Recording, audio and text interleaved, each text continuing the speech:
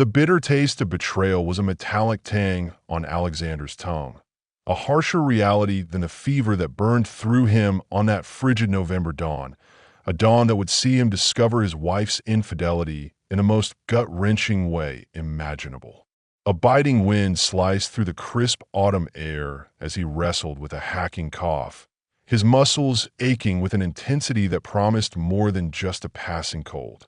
He was ill-equipped to confront the harsh weather, but true to form, Alexander reported for duty at Rutherford Construction, the family business where his presence was as dependable as the sunrise. His attendance record was almost perfect, only ever faltering when a serious illness landed him in a hospital bed, leaving behind an almost legendary blank spot on his otherwise immaculate employee file. By mid-morning, the fever had him swaying, and he could barely maintain an upright posture. His supervisor, Arthur, his own father, took one look at his ashen face and the sweat beading on his forehead and sternly instructed him to return home. Alexander, too weak to protest, simply nodded, the sound of his ragged breathing filling the cab of his truck as he drove homeward. The short drive felt endless, each persistent cough a painful reminder of his body's rebellion. Yet a growing unease in his gut hinted at a different kind of illness brewing. Upon reaching his residential street, that vague sense of dread solidified into a sharp, cold apprehension.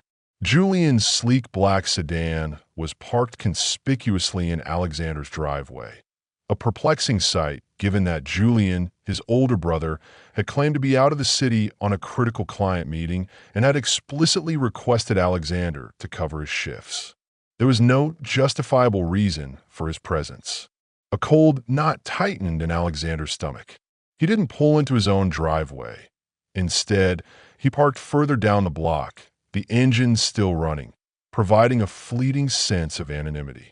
He killed the engine, the sudden silence deafening, and discreetly entered through the side entrance, his movements slow, deliberate, as if crossing a tripwire. He ascended the stairs, each creak of the old would an amplification of his pounding heart. As he neared the master bedroom, the hushed, intimate sounds that wafted from within validated his deepest, most horrifying apprehension. "Oh God, yes." "Julian," came Charlotte's unmistakable voice, laced with a breathless urgency Alexander had only ever heard directed at him. That was all the confirmation he required. "You have to be joking," Alexander mused to himself, the thought a raw, burning acid in his throat. Julian had asked him to cover his work shifts so he could be with his wife. The sheer audacity, the sickening betrayal, hit him like a physical blow. His hands, still trembling from fever and rage, moved with practiced precision as he retrieved his mobile device, switched to video mode, and began recording. His focus sharpened, cold and predatory. "Let's observe how this unfolds once I pummel him into the ground," he whispered, a promise whispered into the lens. He burst into the room, the sudden force of his entry rattling the doorframe. Neither of them immediately registered his presence, lost in their own illicit world. Alexander stood at the threshold, a silent, trembling pillar of intense fury, the phone a steady recording eye. He counted to 3, a slow, deliberate countdown to destruction, then delivered a forceful kick directly to Julian's side. Julian collapsed instantly, akin to a stone plummeting from a cliff, while Charlotte shrieked, a high-pitched primal sound of pure terror. The moment she saw Alexander's face, contorted with a rage so potent it seemed to warp the very air around him, she stumbled backward, pulling a blanket around herself as if it could shield her from the storm. Alexander moved around the bed like an approaching tempest, his breathing ragged, his eyes narrowed into slits as he glared down at his elder brother, who was now writhing on the floor, clutching his ribs. Alexander's hands were balled into tight, bloodless fists, every fiber of his being screaming for more, for violence, for retribution. But he reined in his impulse, just barely. He could already envision the sound of prison doors clanging shut if he took it one step further, if he let the beast fully off the leash. Julian lay motionless, paralyzed by fear and pain. Perhaps at one point, he could have bested Alexander, but those days were long past. Alexander's mind flashed back to a harvest festival 2 years prior, a trivial moment that had, in hindsight, marked a shift. Julian had, with his usual bravado, challenged him to an arm wrestling match in front of the entire family. Time to demonstrate to my younger brother who holds sway. Julian had jested, a smug grin plastered across his face. They took their seats, forearms on the table, hands clasped. Julian chuckled, a condescending, superior sound, until Alexander casually held his arm in place, not even straining. Alexander had glanced at his wrist as if checking an invisible watch. Then, with a flicker of boredom, slammed Julian's hand down as if it were nothing more than a feather. The room had fallen silent, the air thick with embarrassment for Julian. Julian never truly recovered from that moment. It ignited a simmering fire within him, and he had been seeking retribution ever since, in petty slights and subtle power plays.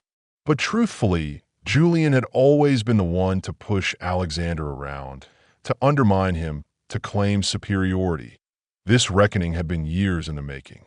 Ironically, Julian's own marriage had dissolved not long after his wife discovered his infidelity, hired a private investigator, and departed 6 months later. Charlotte, ever the opportunist, then swooped in and married Alexander, seemingly for stability and social standing within the family. Alexander hailed from a tightly knit family, or so it appeared on the surface. His father, Arthur, had meticulously built the construction enterprise from the ground up when Alexander was a toddler, a testament to sheer grit and relentless ambition. On paper, it was a corporation, a thriving business empire, but in truth, it was entirely a family affair. His mother, Eleanor, a sharp but controlling woman, managed the financial records with an iron fist. The siblings were Julian, the eldest and the undisputed golden child, Alexander, the middle, often overlooked, and Sophia, the youngest, the cherished baby of the family. There was an abundance of affection, yet favoritism was still discernible, a subtle undercurrent that shaped their lives. Julian, the firstborn, was invariably perceived as the heir, groomed for leadership from birth. Sophia was the adored youngest, her whims indulged, her path smoothed. And Alexander? He was somewhere in the middle, the dependable, quiet one, often called upon but rarely celebrated. Julian never allowed Alexander to forget who came first, asserting his dominance in countless small ways. Sophia rarely requested Julian for rides, but once Alexander obtained his driving license, she consistently relied on him, a clear preference that stung Julian even if Alexander didn't voice it. It wasn't malicious. It was simply the established order of things. Alexander didn't complain, nor was he overtly resentful, but he recognized the pattern. Julian would head the company, Sophia would always be protected, and Alexander, he would have to forge his own path, carve out his own destiny beyond the family shadow. Still, after forging a future and establishing a life of his own, he returned home, unwell and exhausted, only to discover his brother in his bed with his wife. The scene had been brutal, but the aftermath was eerily silent. There were no shouts, no screams of recrimination. Julian, visibly shaken, scrambled to dress, his movements clumsy with fear and haste, and bolted from the house, leaving a void. Charlotte, her face a mask of shame and defiance, silently gathered her belongings, her movements stiff and mechanical, and departed 20 minutes later, never looking back. The house had belonged to Alexander long before the marriage, a savvy purchase from years prior, and thanks to an unbreakable prenuptial agreement, a document he'd insisted on despite Charlotte's initial protests. It was never subject to contention. Alexander didn't hesitate. He contacted his attorney, a quiet, efficient man named Mr. Davies signed over legal authority and precisely articulated how he wished matters to be handled, swiftly, cleanly, and with maximum discretion. Then he vanished, not just from the house, but from their lives. 6 months later, the divorce was finalized. Neat, dispassionate, concluded. Or so it should have been. But it wasn't over, not even remotely. He hadn't gone far, just far enough to gain some perspective, to clear his mind of the toxic residue of betrayal. But before disappearing entirely, he made one final, crucial visit to his parents' residence. There, in their pristine living room, Alexander laid everything bare. The damning photographs, the intercepted messages, every painful, humiliating detail of the betrayal. He watched their faces, hoping for outrage, for sympathy, for anything. And their reaction? A chilling, almost clinical detachment. "You must move past this," his father stated impassively, his voice devoid of emotion. Everyone already knew Julian was destined to assume control of the company. Even Alexander had accepted that. This is just a bump in the road. And with that unspoken truth hanging over everything, the cold implication that Alexander was expendable, he was expected to step aside quietly for the sake of family harmony, to absorb the blow and carry on. His sister, Sophia, had also thrown her support behind Julian, her eyes holding a strange mix of pity and judgment. Yes, they conceded. Julian had flaws, selfish, arrogant, prone to reckless behavior. But they excused it as if it were a minor blemish on a noble legacy, an unfortunate side effect of his inherent leadership qualities. Alexander swallowed the corrosive hurt, told himself to let it go, to pretend to be happy for Julian, to pretend Charlotte hadn't walked directly from his bed into his brother's arms, a transition so seamless it was nauseating. That very night, she moved in with Julian, setting up house as if nothing untoward had happened. "Avoid creating a scene," his father had said coldly, the words a dismissive wave of a hand. That was all Alexander needed to hear. The message was loud and clear. He was on his own, cast adrift by the very people who claimed to love him. One by one, his family rallied behind Julian, closing ranks, defending him as if he were the victim of some unfortunate misunderstanding. In that moment, Alexander made a silent, unbreakable vow. "I won't return until I've stripped them of everything they hold dear." He could still hear their voices, seared into his memory like a brand. In a few years, Julian will take the reins of the company, his father, Arthur, had stated firmly, his tone allowing no argument. Yes, what he did was wrong, his mother, Eleanor, added, her voice a careful blend of concession and dismissal. But he's still our son. We're not cutting him off. You need to get over it. Don't try to fracture this family. Even Sophia, who used to confide in Alexander about Julian's poor treatment of others, had turned on him, her loyalty shifting with the prevailing winds. Arms crossed, face impassive, she delivered the final gut punch. "So, she chose your brother. Big deal. People change their minds," she said without a shred of sympathy. "Can you blame her?" And just to twist the knife, adding a cruel irony, "By the way, ensure the Bridgewater report is on your desk by Monday." The implication was clear. His personal life was irrelevant. His duty to the family business, and by extension, to Julian, remained paramount. The confrontation with Charlotte occurred not long after, exacerbating everything. Alexander had called her, demanded answers, and her chilling honesty had stunned him. She admitted it had begun mere weeks after their wedding, a development far more insidious than a one-time slip-up. It wasn't a recent development. They had been illicitly involved for months, their affair a secret theater playing out behind his back. "Most of the times you were covering for Julian at work," she stated, her voice like ice, utterly devoid of remorse. "He was actually with me." Then came the ultimate blow, delivered with a detached casualness that twisted the knife deeper. "I'm pregnant," she revealed, her eyes unblinking. "And the baby's his." Alexander was left humiliated, betrayed, treated like mere collateral damage in someone else's narrative of ambition and desire. Yet, no one in his family batted an eye. His parents welcomed Charlotte and Julian with open arms, their new relationship treated as a natural progression, a seamless continuation of the family line. His failed marriage was erased from memory, as if it had never occurred. The only time it was mentioned was to justify Julian's swift remarriage, a convenient narrative for public consumption. The family continued to invite Alexander to gatherings, holidays, birthdays, Sunday dinners, but it was clear the invitations were born of obligation, not affection.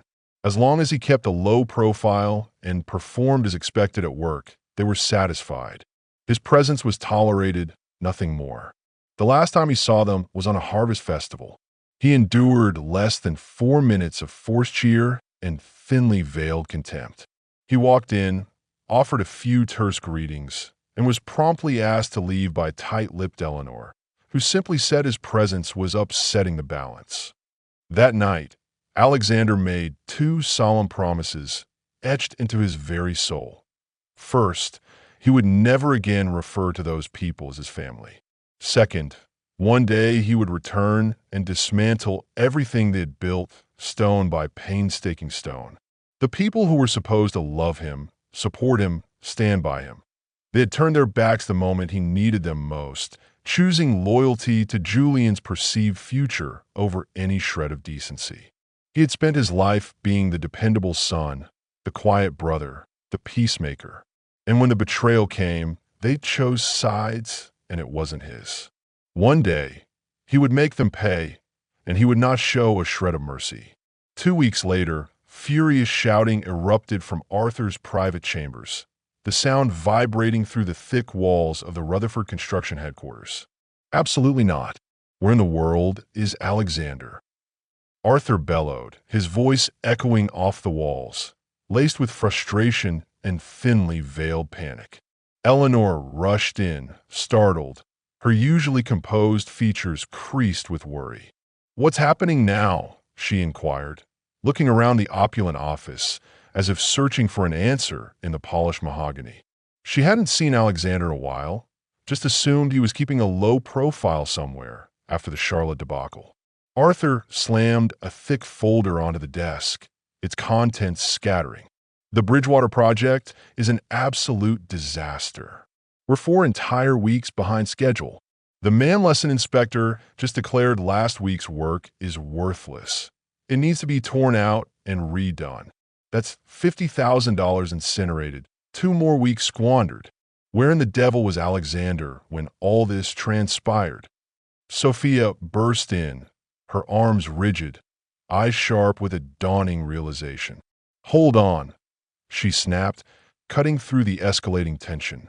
"Bridgewater is Julian's deal, not Alexander's. So, perhaps start pointing fingers in the correct direction." The room fell into an immediate hush, the implication hanging heavy in the air. "And secondly," she continued, her voice hardening, "no one has seen Alexander in 2 weeks. His phone goes straight to voicemail. Even his supervisor hasn't heard a single thing."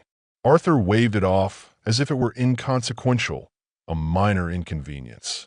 "Alexander knows perfectly well he's supposed to be watching Julian's back. He's done it before. He should have managed it, handled Julian's screw-ups like he always does." He jabbed a finger toward the door. "Go find him and tell him he had better be in my office first thing in the morning. I've had enough of this nonsense." The following morning, Sophia stood rigidly in her father's office, her nerves frayed at the edges. She had already called Alexander countless times, sent over 24 text messages, each unanswered, and even stopped by his house. None of it had worked. Now she had no choice but to deliver the unwelcome news. Arthur looked up from his desk, his eyes cutting across the room like knives, his face a thundercloud. Eleanor sat beside him, tight-lipped, her usual composure replaced by strained anxiety. Julian and Charlotte stood nearby, attempting to appear concerned, but the guilt, if it existed, didn't even register in their eyes. Only a vague worry about the project's failure.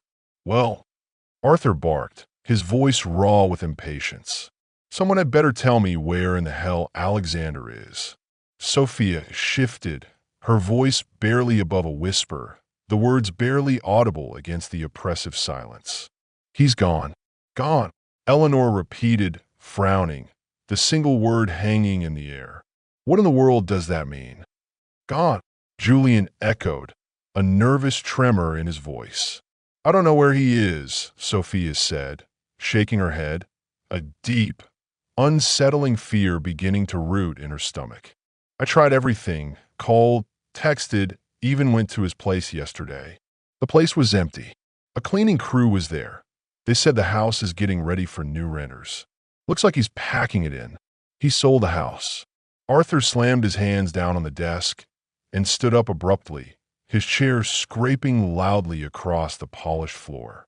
So that's it? You just left? Walked out on everybody without a single word. That night, Sophia lay in bed wide awake, the silence of her room amplifying the frantic racing of her mind. She kept replaying old memories, family dinners where Alexander sat quietly, where people told him to toughen up or stop complaining, moments when his quiet competence was simply taken for granted. Then the truth hit her, a searing, undeniable realization that chilled her to the bone. He didn't leave us, she whispered, the words a silent confession in the dark. We left him. Alexander hadn't vanished without a strategy. He had been building one. After everything fell apart, he joined the Army Corps of Engineers, a move that combined his innate understanding of construction with a desire for discipline and distance. While serving, he returned to university, taking online courses, earning a civil engineering degree, then an MBA, meticulously arming himself with the knowledge and credentials he would need. The family had always assumed Julian would lead the company with Alexander dutifully by his side, but circumstances had changed. Alexander had spent years forging a new path, deliberately constructing a parallel future, and now it was finally coalescing, ready for implementation. From a window across the street, a decade later, he observed Sophia walking into a building, one he now owned. She looked directly at him, her eyes passing over him without recognition. A decade had altered everything. His appearance, his resolve, his very being. Now he had time to think, to rebuild, to prepare for the grand unveiling of his long-awaited retribution. The Army had welcomed him, his aptitude for logistics and large-scale projects immediately apparent. With his specialized skills, he was dispatched on high-risk missions in post-war zones, overseeing critical infrastructure rebuilds where danger was a constant companion. In his spare time, driven by an insatiable need to be fully prepared for any eventuality, he underwent rigorous training in combat weaponry and advanced survival techniques. He even hired former special operations trainers, not because he had to, but because he desired to be absolutely honed, lethal if necessary. Within 6 months, he achieved the rank of captain, his rise meteoric. They asked him to re-enlist, eager to retain his unique capabilities. He was contemplating it, weighing a life of continued service against the vengeance still simmering deep within him. Then came the explosion. The convoy was en route to a construction site in a remote, dust-choked region when the improvised explosive device detonated beneath their armored vehicle. The Humvee was ripped apart with a deafening roar, a twisted wreckage of metal and smoke. Alexander survived, though he had no idea at the time how severe his own injuries were, the adrenaline masking the pain. Gunfire erupted as he extricated himself from the smoldering remains, the air suddenly thick with the sound of bullets snapping past. Nearby, through the chaos, he spotted the member of parliament they had been escorting. Her leg was mangled, blood pouring out rapidly onto the dusty ground. Grabbing a first aid kit, Alexander fought through the chaos, disregarding the shouts and the relentless crackle of gunfire. He unbuckled her seat belt and, with a surge of strength, pulled her from the smoldering remains of the vehicle. He dragged her to cover behind a crumbling wall, disregarding the bullets snapping through the air, their deadly trajectory inches from his head. With steady, practiced hands, despite his own body screaming in agony, he worked to staunch the bleeding, applying a tourniquet, his focus solely on her survival. Once her leg was stabilized, he reached for his rifle and took position beside her, his wounded body a shield. Wounded and bleeding, Alexander held the perimeter for 20 relentless minutes, laying down suppressive fire until the deep, comforting thump of helicopter blades shook the sky. Just as medics reached them, his body finally gave out, the world blurring around him. As everything faded to black, he heard a gruff voice shouting, "Get them on that bird now." Then silence. When Alexander awoke, he found himself gazing into sharp green eyes beneath fiery red hair. For a second, he thought he was dead, or perhaps hallucinating. "Am I in heaven?" he mumbled, his voice raspy, a faint smile touching his lips. The redhead smiled, a knowing, amused glint in her eyes, lifting an eyebrow. "Why would you think that?" "I didn't expect to survive," he said softly, the words catching in his throat. "This feels like the afterlife." "And what makes you think you're dead?" she teased, her voice surprisingly warm. "Well," he grinned faintly, "I've never died before, but waking up to see someone like you feels like a good sign." She laughed, a warm, honest sound that filled the quiet hospital room. "Sorry to disappoint, Captain," she said, "but I'm no angel. I'm a lawyer." Alexander chuckled, a genuine sound of amusement. "Then this can't be hell. If I get to see you again, I'll take it." Her smile grew, a genuine, appreciative curve of her lips. "If I have a say in it, you will. You're alive, Captain. You're in a hospital in Germany. You were stabilized on base and brought here for surgery, a pretty extensive one, I might add." Alexander blinked, the fog in his mind slowly clearing. "So you're not a nurse or some military prosecutor," he said, a flicker of curiosity in his eyes. "Who are you?" She pulled up a chair beside him, settling in comfortably. "Ramona Caulfield. My sister, Joanna, is the MP you saved. Every doctor agrees. If you hadn't stepped in, if you hadn't moved so quickly, she wouldn't have made it. You saved her life, Alexander." Alexander's voice dropped, concern lacing his tone. "How is she?" "She's alive," Ramona said, a profound relief in her voice. "They saved her leg, though she'll walk with a limp. But she'll recover. Thanks to you." That's how Alexander met Ramona and Joanna. True to her word, Ramona stayed through her sister's recovery, splitting her time between Joanna's intensive care unit room and Alexander's. The bond between her and Alexander grew naturally, hour by hour, born of shared trauma and mutual respect. They talked for hours about everything and nothing. When Alexander was finally discharged, he went home with 2 medals, a Silver Star for gallantry in action and a Purple Heart for his wounds.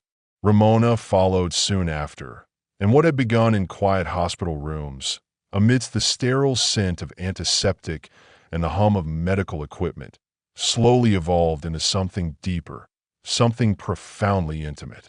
By the time they started dating, no one who knew them was surprised. They had both walked through fire and found each other on the other side. 2 survivors drawn together by an unspoken understanding. Alexander told her everything, every betrayal, every lie, how Charlotte had cheated, how Julian manipulated everyone, how his own family had stood by in silence, complicit in his pain. But his revenge wouldn't come with violence. He was past that. No, Alexander had a plan, one built on precision and patience, a strategic dismantling. He would construct a rival company, one robust enough to challenge the family business. To utterly eclipse it, he'd lure away their top clients, hire their best personnel, and slowly, systematically, extricate their legacy from beneath them. Ramona listened, her expression unreadable at first, until a slow, wicked smile spread across her face, a glint in her eye that matched his own resolve. "What if we didn't just beat them?" she said, her voice a low, thrilling murmur. What if we razed their entire world to the ground? Then she outlined her plan, a brilliant, audacious scheme that left Alexander breathless, and he didn't hesitate. Ramona's family wasn't merely wealthy. They were incensed at the injustice Alexander had suffered and eager to exact a different kind of justice. Her father, a titan of industry nearing retirement, agreed to assist, providing initial capital and strategic guidance. Her brother, a master of corporate takeovers, joined in immediately, his eyes gleaming at the challenge. Within weeks, they formed a new limited liability company, a seemingly innocuous entity. On paper, Ramona's father was president, her brother the chief financial officer, and Ramona the chief executive officer. Alexander's name was nowhere to be found, a deliberate ghost in the machine, but behind the scenes, he managed everything, the true architect of their vengeance. Their first move, acquire a struggling construction company, a small local firm teetering on the brink of collapse. With Alexander in charge, infusing it with his expertise and ruthless efficiency, it rapidly turned around, becoming profitable in months.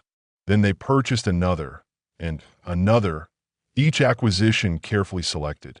In under a year, they owned 7 firms, thriving, efficient, and all secretly linked to Alexander, forming a powerful, hidden network.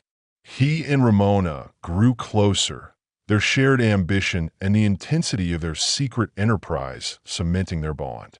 Weeks after their quiet engagement, Alexander sat in his vehicle across from the old Rutherford Construction, the company that once bore his name, his lineage, his very life. He stared at the building, knowing what was imminent. He didn't just possess wealth now.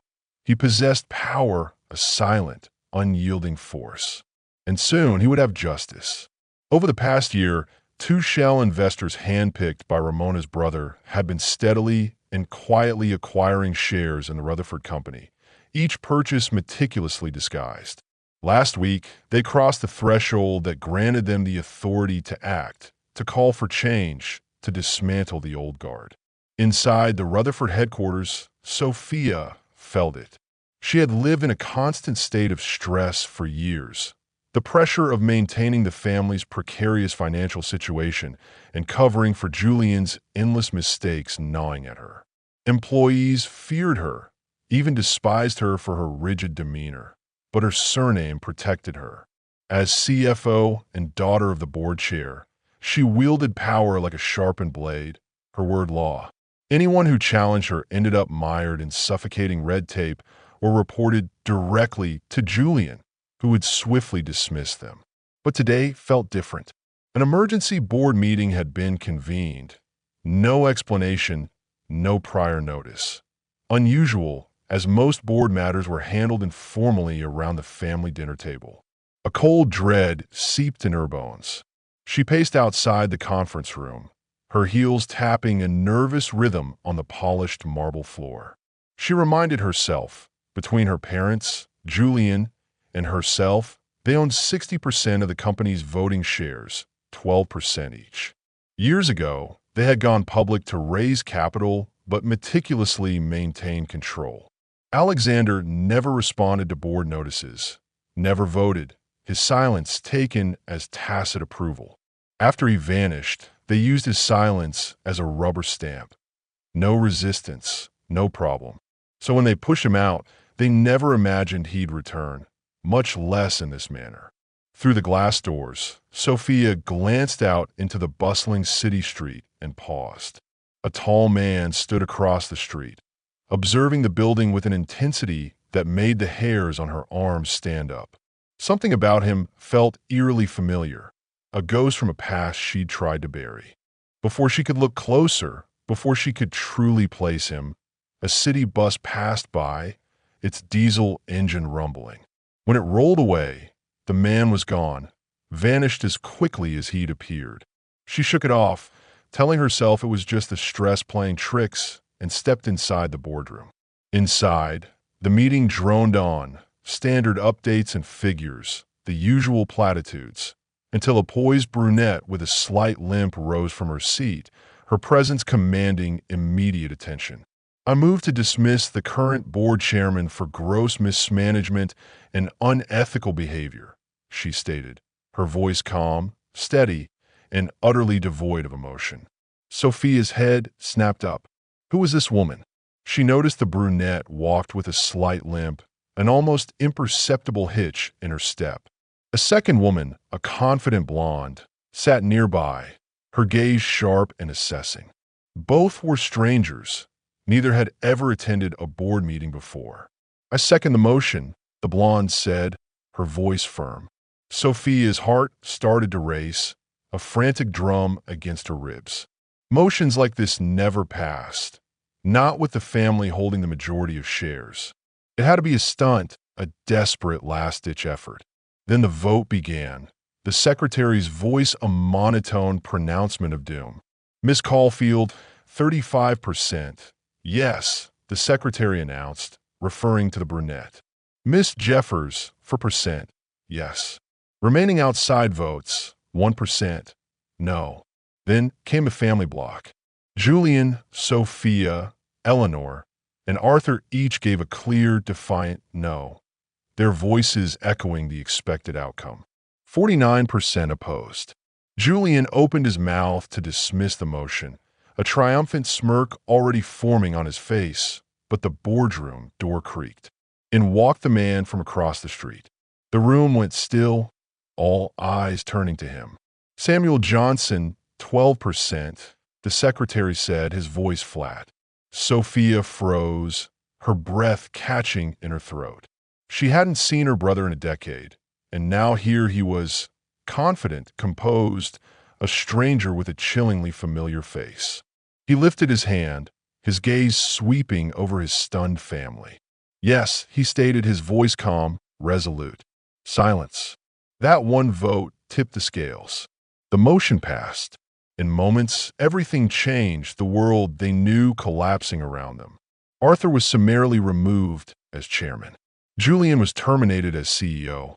Sophia was replaced as CFO. The confident blonde, Miss Jeffers, assumed Julian's role, while the poised brunette, Miss Caulfield, took hers. There were no bonuses, no goodbyes, no severance packages. They had 10 minutes to clear out their personal effects. Worse, everything they used, their lavish homes, their luxury vehicles, their company credit cards, belonged to the business, set up years ago for convoluted tax perks. Now Alexander was in charge, the new owner. They had 1 week to return it all, except for Julian and Charlotte. They had just 24 hours to vacate their company-owned residence, a special clause Alexander had insisted on. As Alexander calmly led the remainder of the meeting, discussing the transition with his new executive team, his family sat in stunned silence, stripped of power, left with only their shares and a false sense of control. They still believed they had leverage, that their ownership would protect them. They didn't. Their personal accounts held just enough to get by, about $100,000 each, a pittance compared to their former wealth. The rest had been tied to company assets. Retirement dreams, lavish lifestyles, future security, all gone. Alexander leaned back in his chair, a subtle, almost imperceptible air of satisfaction about him. "Any other business?" he asked, his gaze sweeping over the shell-shocked faces of his family. The new CFO, Miss Jeffers, stood. "Yes, SRJ Enterprise has issued a buyout offer. Everyone has the proposal on their screens." Gasps rippled through the room. "In short," she continued, her voice clear and authoritative, "SRJ intends to acquire enough shares to take majority control. Once that happens, Rutherford Construction will be dissolved. All assets, all operations, move to SRJ. It will cease to exist." Alexander nodded, his expression unreadable. "The employees? They'll stay," she confirmed. "Same jobs, same paychecks, same benefits, just under a new company name. Clients won't notice a change, aside from improved efficiency." "And the executives?" Alexander asked, looking directly at Julian. "They're out, effective immediately, or they can take lateral roles at SRJ, albeit with significantly reduced compensation.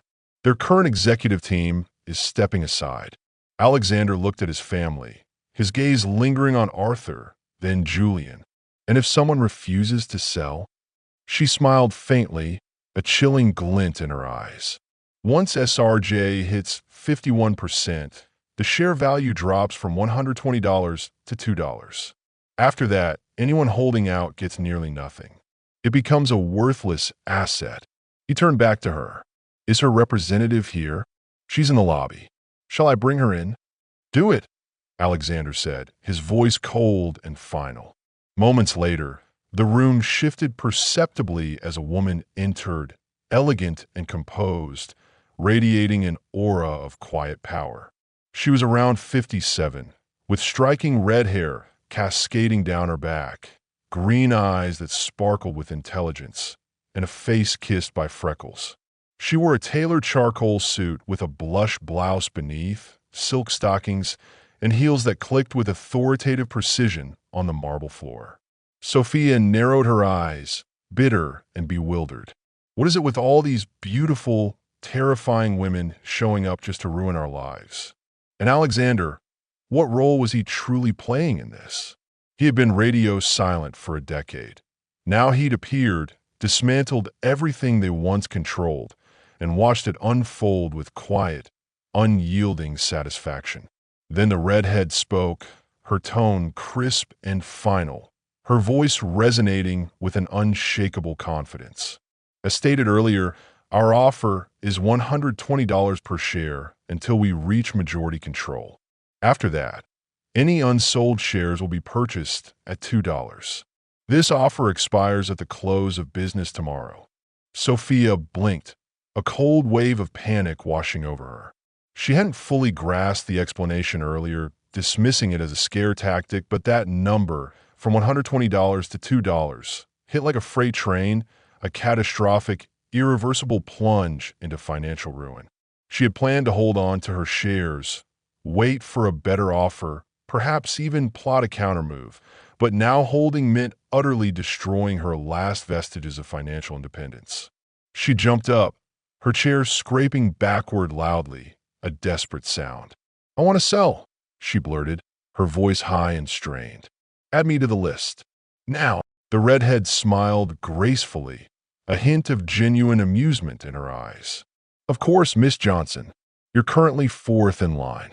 I'll extend the offer as soon as the first 3 are finalized, which will be within the hour. Sophia's stomach dropped, a sickening lurch. She knew exactly who those first 3 were: Alexander, the blonde CEO, and the brunette CFO. If that was true, SRJ had already crossed the 51% threshold. Their nest eggs, their carefully constructed futures, their entire lives, all tied to a company that no longer truly belonged to them, a company about to be dissolved into dust. Later that evening, each of them returned home in disbelief, the weight of their swift, brutal downfall settling heavily upon them. They had been told to begin packing immediately. Their company vehicles and office access had been revoked on the spot. Security escorted them out, confiscating laptops and company phones. They were informed they could retrieve personal items the following day under supervision, a humiliating ordeal. Company emails had already been disabled. Home computers, those connected to the company network, were flagged for collection. If any sign of document destruction or data theft was found, the consequences would be severe: fraud, evidence tampering, even corporate espionage. They had already seized Julian's machine the moment Arthur was voted out, a stark warning. Oh, and a forensic accountant has already started reviewing the books, the brunette CFO had added, her tone casual but firm, as they were being escorted out. Alexander didn't say a word, but his slight, almost imperceptible smile said it all. Every detail had been meticulously planned. The next night, the entire family regrouped at Arthur and Eleanor's sprawling, now vulnerable house. Julian, Charlotte, and their 3 bewildered children arrived in a packed minivan, their possessions crammed into boxes and bags, a visible testament to their sudden displacement. With nowhere else to go, they moved in, their lives upended. After unloading everything into the garage, a chaotic pile of former comforts, they gathered around the dining table, the air thick with resentment and desperation. Arthur slammed his hand on the desk so hard the coffee mug rattled, his face flushed with impotent rage. That's it. I've had it. We're not just sitting around while everything we built gets torn apart. We're taking it back. Eleanor rolled her eyes, her lips pressed into a thin line, and crossed her arms. Oh, great. And how exactly are we going to pull that off, genius? Where in the world do we even start? Arthur leaned forward, fire in his voice, his eyes gleaming with a desperate, deluded hope. We lawyer up. We file papers. We go in swinging. We fight fire with fire. Sophia spoke up, her voice quiet but firm, a stark contrast to the volatile emotions around her. Dad, our lawyers were on the company payroll. They're not with us anymore. We'd have to start from scratch, and that's not cheap. We got emergency cash, yeah, but this kind of fight, it could drag on for years. That money won't stretch. The room went dead still, the harsh reality of her words sinking in. Then Julian popped his knuckles and leaned back, a smug, self-satisfied smirk on his face, as if waiting for his moment to deliver a brilliant solution. Well, he said, puffing out his chest, maybe it's time I pay my baby brother a little visit. Face to face. Clear the air. He's always respected me. Charlotte shot him a look colder than ice, her eyes flashing with a rare moment of genuine fear. Don't be stupid, Julian. He'll eat you alive. He turned, cocked his head, his bravado undiminished. Why not? What's he going to do? Throw a memo at me? He's still Alexander, always the quiet one. She didn't blink, her voice low and laced with a chilling certainty. That man in the boardroom? That ain't the same Alexander you remember. He's changed. He's sharper now, colder. You walk in her playing tough guy, you won't walk out the same. Julian's jaw tightened, his arrogance momentarily checked, but he kept his mouth shut this time. Another long silence stretched between them, thick with unspoken anxieties. Then Sophia finally muttered, more to herself than anyone else, her voice barely audible, maybe we should just talk to him. Every head in the room snapped towards Sophia as if she'd just spoken Martian, their expressions a mix of disbelief and outrage. The silence hit hard, thick, cold like a slap in the face. She took a breath, didn't back down, her resolve strengthening. Maybe if we owned up to what we did, she said low but steady, if we dropped the ego, gave a real apology, not that half-assed stuff, maybe he'd give us one last chance. Not to fix it all, just enough so we're not left with dust. Arthur shot up like he'd been punched, his face contorted in a mask of fury. You expect me to grovel? He roared, his voice shaking the windows. You want me to crawl to that backstabbing punk who turned his back on his family? That kid spit in our faces, and now you want me to go begging like some washed-up loser? Hell no. I'd rather watch this whole thing burn. Julian jumped in without missing a beat, his face flushed with indignation.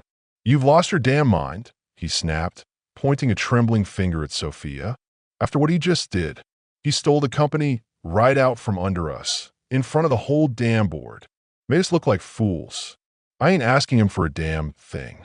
I'll bury him before I ever shake his hand. Charlotte crossed her arms tight, her face full of disgust and self-preservation. Julian's 10 times the man Alexander ever pretended to be, she said with a sneer, echoing Julian's misplaced bravado. I'm not lowering myself to beg that coward for anything. He can rot in that shiny office of his. Eleanor finally spoke up, her voice low but sharp, that precise, cutting edge only a mother could carry when utterly disappointed. Sophia, I get it. You're hurt. We all are. But now is not the time to fold. That boy put everything we built at risk. Our name, our legacy. And you want to talk about mercy, about bowing down? She narrowed her eyes at Sophia, her voice like steel. No more talk about apologies. No more soft takes. We take back what's ours, whatever it takes. Sophia's words were swept away, buried under another flurry of irrational talk about legal strategies, smear campaigns, and political favors. She said nothing more. The truth was, she'd already made her decision. The family was a sinking ship, weighed down by pride and denial, and she was done going down with it. It had taken her years to see it, to truly understand, but now it was painfully clear what they had done to Alexander went beyond simple betrayal. They had cast him out, mocked him, ignored him, used him, and then justified it all. And by the time she realized it, by the time the full weight of her complicity settled on her, it was too late. Her apology, if it ever mattered, was years overdue, and she knew it would never be enough for them. The next morning, in a quiet metropolitan law firm, Joanna Caulfield looked up from her computer as her assistant knocked softly. "Miss Caulfield, you have a visitor. Sophia Johnson's here." Joanna raised an eyebrow, a flicker of surprise in her sharp green eyes. Sophia Johnson? The Rutherford family's cold, polished poster child. The efficient CFO who ran the company with an almost chilling detachment. She barely had time to react before the woman stepped inside, elegant in a navy pencil skirt, sharp heels, and a pale pink blouse. Her makeup was flawless, her posture perfect, betraying nothing of the internal turmoil. She looked every bit the executive she once was, but Joanna, with her keen eye, noticed something deeper beneath the polished veneer. She looked utterly exhausted, her eyes shadowed. "Please," Joanna said, motioning toward a chair, her voice even. "Have a seat. I can't say I expected this." "Neither can I," Sophia said with a faint, brittle smile, her voice a little shaky. "I came hoping to speak to Alexander. They said he was away, on a business trip, but that maybe you'd be willing to pass along a message." Joanna didn't blink, her expression unreadable. "Depends. He's not eager to hear from your family, and frankly, I don't blame him. I've heard enough of their version of events to form my own opinion." Sophia gave a short, almost imperceptible nod. "So, you and Alexander are close?" "Yes," Joanna said, her voice softer now, "but not how you're thinking. He's like a brother to me, truly. Family by choice, not blood." Sophia's features softened almost imperceptibly, a flicker of something akin to longing in her eyes. "How did you two meet?" "I could tell you," Joanna said coolly, a slight edge returning to her voice, "but not today.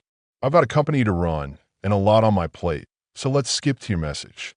Sophia drew a slow, fortifying breath, her gaze unwavering, then spoke, the words pouring out with a quiet intensity. "Tell him I need to talk. I know I don't deserve it. Not after how I treated him, how I stood by and let my family do what they did. But I'm not part of whatever the others are planning. I've walked away from all of it. I don't want anything from him. No money, no position, no favors. I just want to say I'm sorry. Truly sorry." Her voice cracked a raw, unexpected sound, and she didn't try to hide it, the tears welling in her eyes. "I missed my chance. He left before I could ever make it right. But if there's any chance he'll hear me out, even for 5 minutes, it would mean everything." Joanna studied her for a beat, her gaze piercing. The guilt wasn't fake. It wasn't for show or manipulation. She knew the real thing when she saw it, having seen enough remorse, genuine and feigned, in her legal career. After a long pause, she nodded. "He'll be back Monday. I'll tell him you stopped by, and I'll try to convince him to meet. I can't promise anything, but I'll try." "Thank you," Sophia said, the words barely above a whisper, laced with desperate hope. Then, to Sophia's surprise, Joanna smiled, a genuine warmth radiating from her. "You know what? Why don't we grab dinner tonight? I'm still new in town, wouldn't mind the company." She paused, her eyes twinkling with a different kind of curiosity. "And I'm curious, not just what you want from Alexander, but what you've learned from all of this." Sophia blinked, thrown off balance by the sudden shift. You'd really do that? After everything? Yeah, Joanna said, a challenge in her voice. I think it's worth a conversation. I always found you the most interesting one in that family, anyway. What Sophia hadn't expected, what truly rattled her, was the way Joanna pulled her in. There was something magnetic about her, sharp, confident, grounded, and utterly real. It tugged at Sophia's attention in a way she hadn't felt in years, a profound connection that transcended the superficial. She'd always known who she was deep down, but never lived it. Her attraction to women had stayed hidden beneath layers of family pressure, societal expectations, roles to play, and a string of boyfriends for appearances. Real connection only happened behind closed doors, in fleeting, furtive moments she never truly embraced. Dinner with Joanna wasn't just about Alexander anymore. It was about something far more personal and transformative. That evening, they met in a discreet lounge tucked away from the city noise, its dim lighting and plush seating offering a sense of privacy. After 2 rounds of smooth whiskey and slow, open conversation, a comfortable ease settling between them, Joanna leaned in, swirling her drink thoughtfully. "So, Sophia," she asked, her green eyes curious, "what is it you really want?" Sophia didn't flinch, meeting Joanna's gaze directly. "A second chance," she said, her voice unwavering. "Not to fix the past, it's done, but to be different now. I want Alexander to know I've changed, whether he forgives me or not. I need him to hear that, to see that I'm not who I was." Joanna tilted her head, a hint of skepticism in her expression. "You know how convenient that sounds, right? A sudden change of heart after your family loses everything? What makes you think this isn't just about leverage, about finding a new angle?" "You don't," Sophia replied, her voice soft but firm. "And I don't expect you to. But I'm not here to scheme. I'm here because I care, because I regret my part in it all. I want to understand his life, who he became, the people he trusts. I didn't before, and I lost him because of it. I want to know the people he trusts, maybe even learn from them. If he sees you as family, maybe you can teach me how to be a sister again." Joanna studied her for a long beat, her expression unreadable, then smirked, a mischievous glint in her eyes. "Well, that's quite a pitch. You're smart, gorgeous, and clearly not afraid to speak from the gut. But tell me something. Why do you think Alexander and I aren't together, with how close we are?" "Most people would assume." Sophia shrugged, a faint flush coloring her cheeks. "I wondered, I won't lie." Joanna's eyes gleamed with amusement.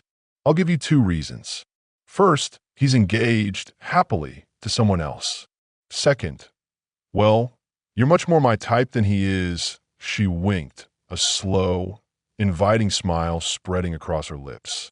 Sophia nearly dropped her glass, her eyes widening in surprise and a sudden, undeniable jolt of attraction. I see," she stammered, her voice barely a whisper. Joanna's voice softened, losing its playful edge. "We met in the military. He saved my life, pulled me from a wreck. We both nearly died. My family took him in when he had nowhere else to go. Now he is family, a true brother. We didn't even know he served," Sophia said quietly, the revelation another shock. "One day he was gone. Then yesterday he just walked into that room, a different man."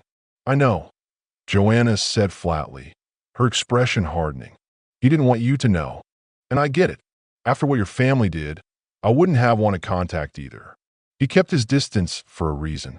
Sophia lowered her gaze, a fresh wave of shame washing over her. "So he's engaged to your sister, Ramona?" Sophia blinked, trying to process the information, the layers of connections. Joanna grinned, a satisfied, knowing look. "Nope, the redhead. You met her yesterday, the one who gave you the $2 stock warning. That's Ramona." Sophia's jaw dropped, her mouth agape. "That's Ramona? That's Alexander's fiancée." Joanna nodded, enjoying the shock. "Yep, and let me tell you, she hates your family fiercely. She's brilliant, protective to a fault, and strategically ruthless. If you try anything, any manipulation, any scheme, she'll see it coming and end it before you blink. She's worse than Alexander when she's provoked. Sophia gave a shaky laugh, a sound of resigned amusement. So, I need to win her over too? Fantastic. Joanna raised an eyebrow, a teasing glint in her eye. You already met her, and she saw you intimately. That ship's halfway sunk, my friend. Awesome, Sophia muttered, running a hand through her hair. That makes everything easier then. They left the lounge and walked to a cozy, tucked-away restaurant known for its intimate ambience. Over wine and appetizers, the tension eased further, replaced by a comfortable intimacy. Joanna stayed guarded, never revealing sensitive details about SRJ, but Sophia didn't pry. She wasn't digging for intel. She was chasing something real, her brother's forgiveness, and maybe, without fully realizing it yet, Joanna's affection. By the time dessert was gone and the last drinks came, Sophia leaned in across the table, her voice low and earnest. You said earlier that if I want any chance to fix things with Alexander, I have to win Ramona over. That's right, Joanna said, sipping her wine, a playful smirk on her face. She's the one you have to get past. She's his fiercest protector. Well, I've got a plan, Sophia said, her voice light but clear, a new confidence in her eyes. Oh yeah. Joanna smirked, intrigued. Let's hear it. How are you going to make my fire-breathing, family-hating sister your biggest fan? Sophia's eyes sparkled, a mischievous glint mirroring Joanna's own. Easy. First, I win you over. Then you help me with her. I trust her judgment, and Alexander trusts hers too. So if she sees a change in me, that's all that matters. Joanna tilted her head, curious, a challenge in her eyes. And if I say no? What if I think you're not serious about any of this? Then I'll prove it, Sophia said softly, her gaze holding Joanna's.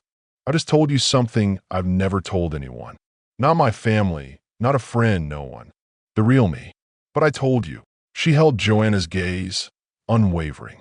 That's how serious I am. I'm not messing around.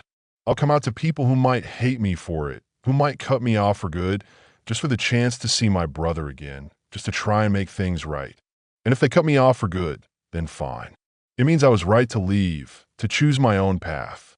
Joanna didn't look away, her expression softening, a profound understanding passing between them. Then she lifted her glass, a silent toast. To new beginnings, she said. Sophia clinked her glass with hers, a quiet sense of triumph and relief washing over her. To something real, she said. Monday morning, Joanna walked into the office like she hadn't slept in days. Her steps were slow, eyes red-rimmed, but her smile was smug, radiating a quiet satisfaction. Across the room, Ramona called out, "Good grief, Joanna! You look like you got run over. What happened? Rough weekend. 3 days with no sleep, and every minute was worth it," Joanna said with a triumphant grin, stretching luxuriously. "And if you think I look bad, you should see my new girlfriend." Ramona blinked, confused and amused, a laugh bubbling up. "Wait, girlfriend? Since when? Who is she? You've been quiet about your dating life for ages." "I'll tell you," Joanna said, yawning widely, "but only after I get coffee. Then I need to meet with you and Alexander. Something big came up. Say, 20 minutes in Alexander's office?" "Sure," Ramona said, intrigued. "Get some caffeine. You look half dead, but whatever you did, it clearly put you in a good mood." Exactly 20 minutes later, Joanna stepped into Alexander's office, still wearing that smug, exhausted smile. Alexander looked up from his desk, a knowing glint in his eye. "So, I hear there's a new woman in your life," he said, a hint of amusement in his voice. "Oh, you don't even know the half of it," Joanna said, collapsing into a chair. "She showed up Thursday while you two were gone. We talked, had dinner, and next thing I know, we spent the whole weekend together. She's amazing, and now we're a thing officially." Ramona leaned in, her curiosity piqued. Come on, who is it? You're killing me with the suspense. Joanna paused, drawing out the reveal, then said, her voice casual, her name's Sophia Johnson. Alexander froze, his expression turning to stone. Ramona's face tightened, her jaw clenching. They both stared at Joanna like she'd just said she was dating a criminal, or perhaps a ghost. My sister, Alexander asked, shocked, the word barely a whisper. Kind of, Joanna said gently, sensing their immediate distrust. But hear me out. I didn't rush into this, not like that. I made calls, asked around before dinner. I already knew a lot about her, who she was after you left. She leaned on the desk, her tone serious. She changed not long after you left. She's sorry, deeply. From what I found, she's been carrying that guilt ever since privately. Whether you believe her or not is up to you, but it wasn't just sweet talk. I asked people with nothing to gain from lying. Like who? Ramona asked, her voice laced with suspicion. Who would vouch for Sophia?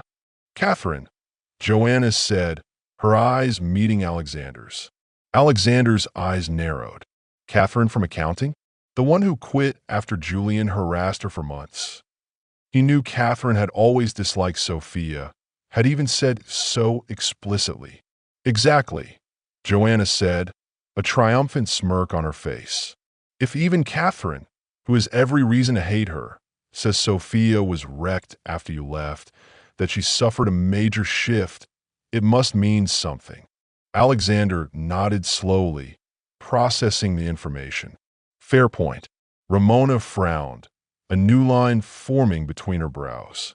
But Sophia was never into women. That's unexpected. Not really, Joanna said with a knowing smirk. She's definitely into women, and she's dead serious about this. One reason I believe her is that she came out fully, for good, just to reach you, Alexander. She's cutting ties with your family for good, regardless of their reaction, because she knows they won't accept it. She's burning all her bridges. Sounds convenient, Ramona said, unconvinced. A little too perfectly timed. Maybe, Joanna shrugged, a tired but resolute look on her face. But even if she's saving herself from a sinking ship, doesn't mean she's lying about who she is now. Look, here's my idea. Let's bring her in. Let me hire her as my assistant. Keep her close. If she's honest, we'll see it. If not, we'll see that too. And we can end it. Alexander nodded, his expression thoughtful. Okay, but we watch everything. Her laptop, phone, Wi-Fi. Every communication. Her every move. I'll talk to your tech guy, Joanna said, already planning. We'll keep it quiet. If she nails the interview, if she seems truly committed, she's in. Ramona gave her a sharp, piercing look, her voice low. Just make sure you're thinking with your brain and not with something else, Joanna. Later that day, Alexander sat quietly in his office, his expression impassive, as Joanna and Sophia joined him. He listened intently as Sophia laid everything out, her voice calm and remarkably articulate. More than her sudden reappearance, what shocked him was the depth of anger she now directed toward their parents, Julian, and especially Charlotte. She explained how for the last decade she'd played the game, smiling, obeying, towing the family line, because it was safer than standing out, safer than incurring their wrath. But after Alexander's return, after witnessing the cold, calculated way he had taken back control, she couldn't pretend anymore. She brought detailed, intimate insight into the company's internal structure, their shaky financial plans, their hidden accounts, and the confidential strategies her family was still attempting to use in a desperate attempt to win back what they had lost. When Joanna, ever the lawyer, asked about her sudden public declaration of sexuality, Sophia didn't flinch. She was open, calm, honest, her voice unwavering. She spoke of years spent hiding, conforming, silencing herself for the sake of appearances and her family's approval. Coming out now, she explained, meant she was giving up any last chance at her family's approval, risking total ostracization. I've spent 10 years miserable, Alexander, she said quietly, her voice thick with emotion. I should have seen what they did to you. I should have stood up, but I was too scared. I get that it's too late to undo the past. I just wanted you to know I'm sorry. Truly.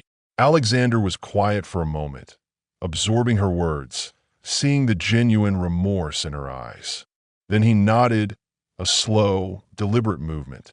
All right, he said, his voice firm but softer than it had been in years. Apology accepted. It feels real, and I'm open to rebuilding something slowly, maybe a different kind of family bond.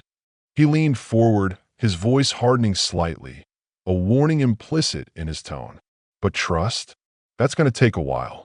I don't forget how easily you sided against me back then, how readily you accepted their narrative. And given what I've done to your side of the family, you've got every reason to want payback. We'll be watching everything.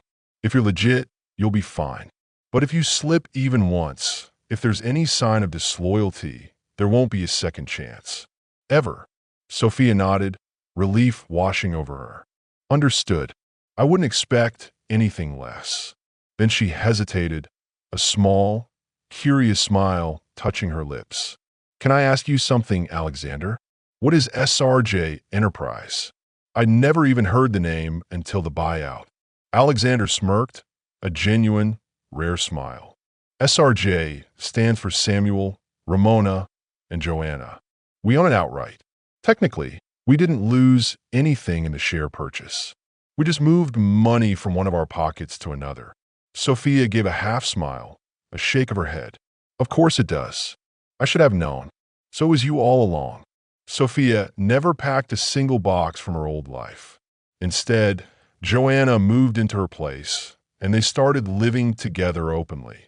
No more hiding, no more lies. Their relationship grew in the open, blossoming under the unexpected light of acceptance. And to Alexander and Ramona's surprise, Sophia seemed all in, not just with Joanna, but with making things right with her brother. She jumped into her new job as Joanna's assistant, proving herself invaluable.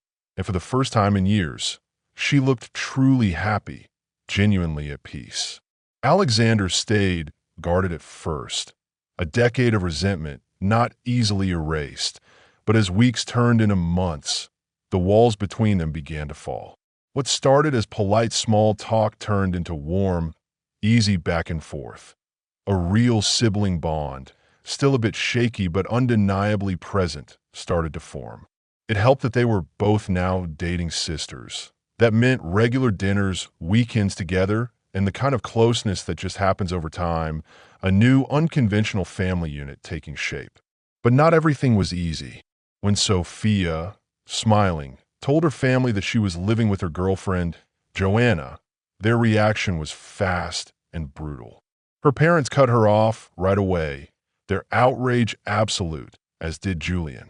Eleanor's loud, shocked meltdown when she found out who Sophia was dating, a lawyer who had helped dismantle their empire, became one of Sophia's go-to stories at parties, a dark comedic highlight. Meanwhile, Julian and Charlotte were watching their old life fall apart with agonizing slowness. Their fancy home now belonged to David and his new fiancée, a painful symbol of their decline, and their savings were almost gone, dwindled by legal fees and poor investments. Alexander, despite everything, still felt bad for their kids. They hadn't done anything wrong, innocent casualties in a war they didn't understand. He didn't want to punish them too, didn't want them growing up in poverty because of their parents' choices. So, instead of leaving Arthur and Eleanor out in the cold entirely, he offered them jobs within the newly restructured company. It took months before they gave in, their pride holding out longer than it should have, but in the end, they were broke, behind on rent, and stuck in a falling-apart apartment. They needed money. The jobs weren't great, low-level, decent pay, but absolutely no power or influence. And Alexander made sure the business world knew. Anyone who tried to help his old family, anyone who offered them work above their station, would lose his support, his contracts, his business. No one wanted that risk. Arthur and Eleanor, clinging to their last shred of dignity and delusion, tried to hit back the only way they knew: lawsuits. They scraped together what little money they had and hired a small, desperate law firm to sue Alexander, hoping to take back control of the company, or at least force a settlement. It was a disaster, a final, public humiliation. Their day in court lasted under a minute. They walked in with their shaky lawyers, their faces a mixture of bravado and anxiety, and froze.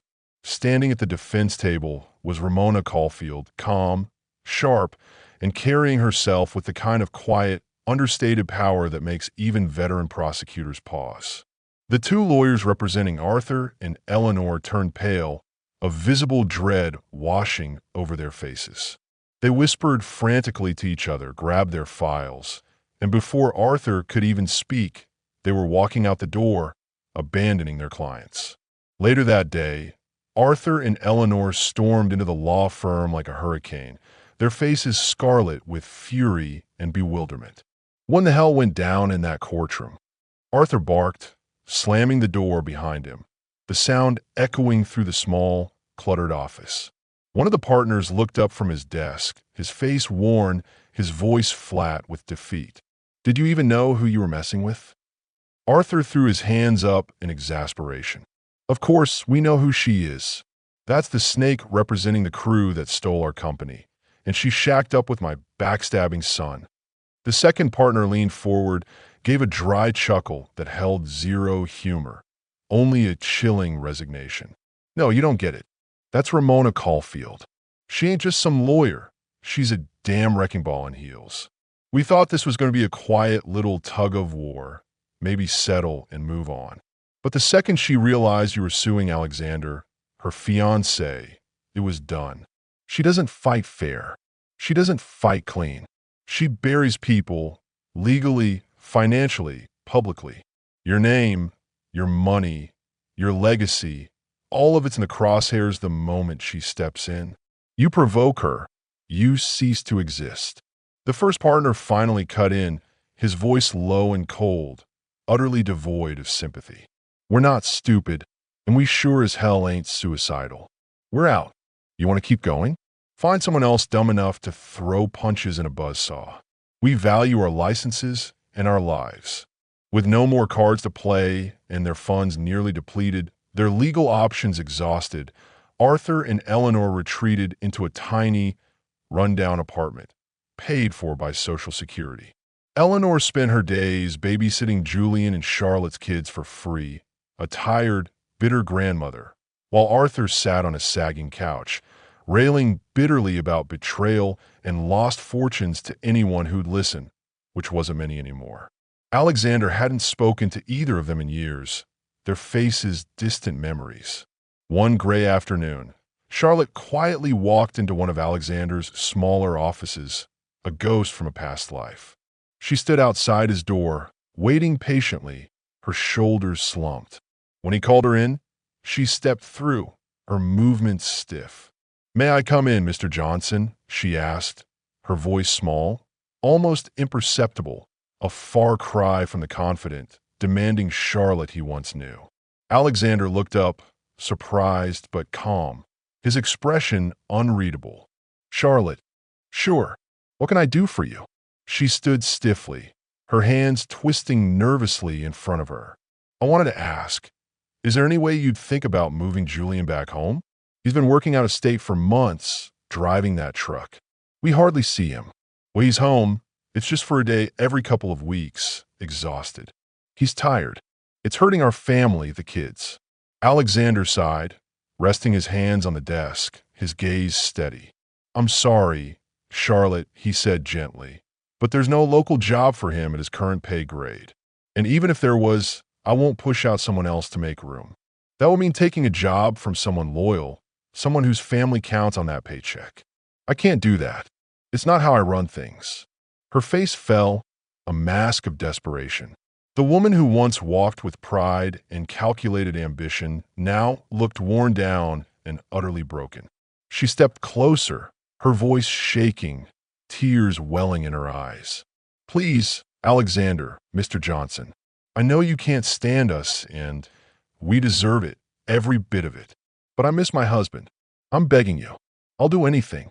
Just please let him come home. Let him work closer." She began to cry, silent, desperate tears tracing paths down her cheeks. Then a voice came through the speaker on Alexander's desk, cool and crisp, a familiar presence he had activated the moment he saw Charlotte's name on his calendar. "How funny," Ramona said coolly, her voice laced with mockery.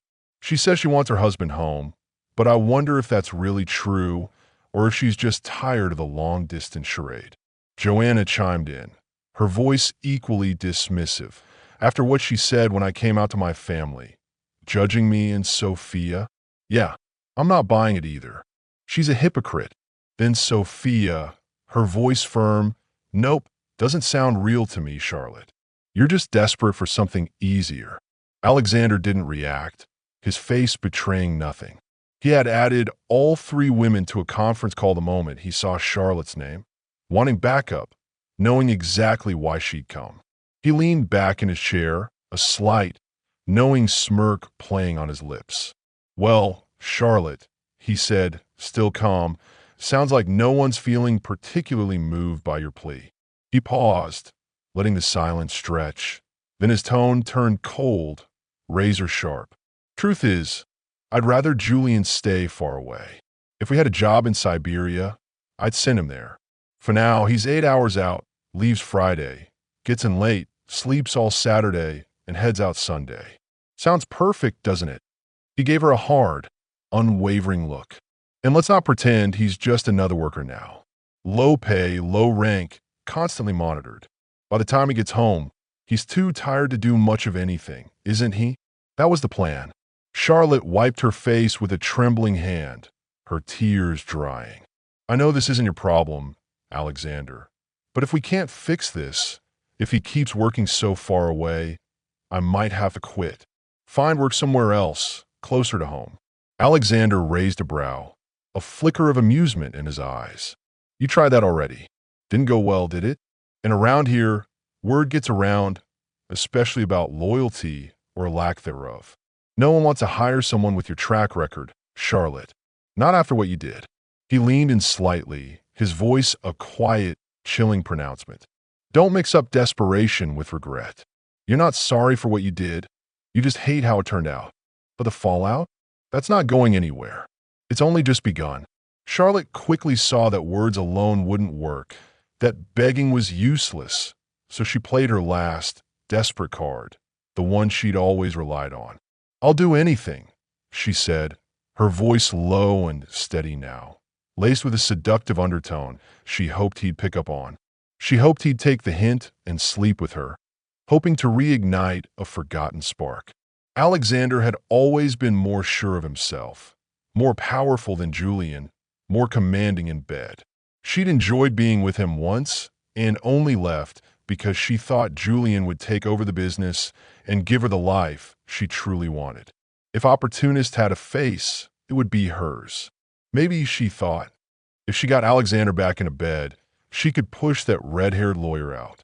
She missed the attention, missed being wanted, and she was sure if she got the chance, she could make Alexander want her again, control him. Before Alexander could say a word, the speaker on his desk crackled again, Joanna's voice coming through, smooth and mocking, utterly devoid of pity. Well, Pika," Joanna said, using an old, mocking nickname for Charlotte that Julian used to use. "Remember when we joked about adding a third to the mix for weekend fling?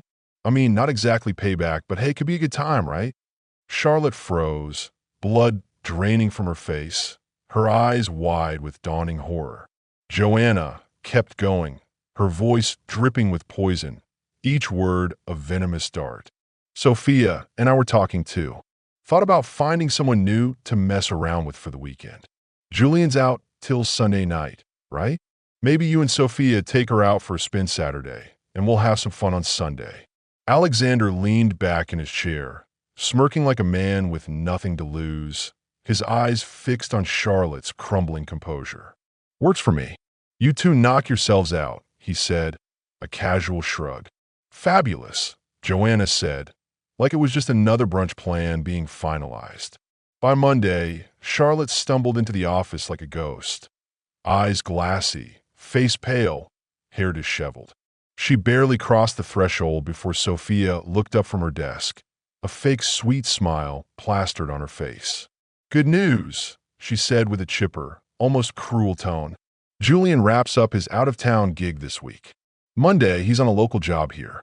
You'll finally have him close again, won't you?" Charlotte let out a shaky breath. Just for a second, a fleeting moment, she let herself believe the storm had passed, that perhaps her desperation had yielded a reprieve. But it hadn't. Thursday afternoon, she came tearing into Alexander's office, her face red, blotchy with tears, her hands trembling, an envelope crushed in her grip. "You cold-hearted fool!" she screamed, her voice hoarse with rage and despair. "He threw me out. He filed for divorce." She slapped the papers down on his desk, tears burning down her face, mixing with streaks of smudged mascara. "He's saying I'm unfit to be a mother." Inside the envelope were pictures, explicit, brutal. Charlotte in all kinds of compromising positions with women, one guy, blurry faces all around except hers. Hers was crystal clear, undeniably her.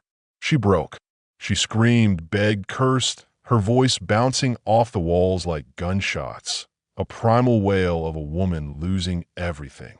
People started gathering outside the office, drawn by the commotion, whispering, staring. Ramona, Joanna, Sophia. They watched her fall apart, their faces impassive, a quiet satisfaction in their eyes. Alexander didn't move, didn't flinch, didn't offer a single word of comfort, just sat there, watching her burn, a controlled inferno of his making. Eventually, her voice cracked into raw sobs, her shoulders shaking uncontrollably, her makeup streaking down her face. Then Alexander spoke, his voice calm as a still lake, utterly devoid of emotion, a chilling contrast to her hysteria. "Ramona," he said, his eyes still locked on Charlotte, "your counsel. What are my options here regarding this kind of outburst from one of our cashiers? This hostile workplace environment." Ramona stepped in, cold as ice, her voice even and precise. "Mr. Johnson," she said evenly, "for what I've seen, she's got nothing. No proof you were involved, no case. This is classic damage control. Act like a victim, toss the blame, hope for sympathy. It's a textbook act." She turned just enough to face Charlotte, her gaze unwavering. "My advice? Terminate her. Hostile workplace, public outburst, and we've got footage of the whole thing from your security cameras. It's more than enough. It's a clear violation of company policy." Alexander sighed, a look of profound disappointment all over his face, as if she had failed him yet again. "I gave her a second chance," he said quietly, his voice carrying just enough for Charlotte to hear. "After everything, cheating, lying, leaving me for my brother, I still thought maybe we could end this with a shred of decency, with you managing to behave like a functional human being. But turns out Sophia was the only one worth saving from that cesspool. You, Charlotte, are exactly who I always knew you were." He looked Charlotte dead in the eye, his gaze piercing. "You're done. Terminated, effective immediately. HR will walk you through the rest. Your final paycheck will be ready before you leave." Charlotte's face twisted, full of raw panic, her sobs turning into choked, desperate gasps. "You can't do this," she choked out, her voice barely a whisper. "Julian kicked me out. He's got a restraining order. If I lose this job, I'm screwed. I've got no place to go, no one, nothing." She could already see the future unraveling before her eyes. No job meant no housing. No housing meant no custody of her children. At best, she'd get supervised visits with her kids if she was lucky. At worst, she'd be sleeping in her car, hoping not to be seen, her life utterly shattered. But Alexander didn't waver. He simply watched, a quiet, unyielding architect of her final ruin.